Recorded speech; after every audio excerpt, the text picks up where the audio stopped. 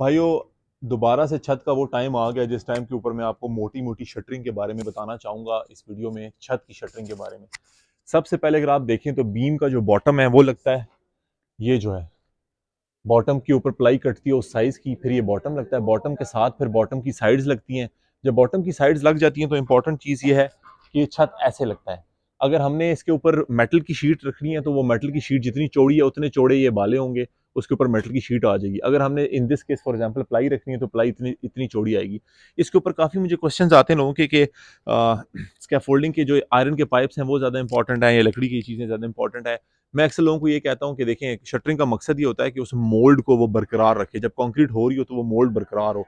तो it doesn't matter कि नीचे आप क्या लगा रहे हैं, एज लॉन्ग एज वो मोल्ड बरकरार हो। तो अगर ये है, तो अगर ये बहुत ऊंची हाइट के ऊपर है तो उसकी आपस में ऐसे हॉरिजॉन्टल ब्रेसिंग होनी चाहिए, और अगर कम हाइट के ऊपर है तो इसकी आपस में जो डिस्टेंस है वो कम होना चाहिए। ये भी एग्जैक्टली वही काम करता है। हम टीएम से ही कंक्रीट से कंक्रीट पंप से ही कंक्रीट करवाते हैं, कोई फर्क नहीं पड़ता। तो ये भी चलता है, वो भी चलता है।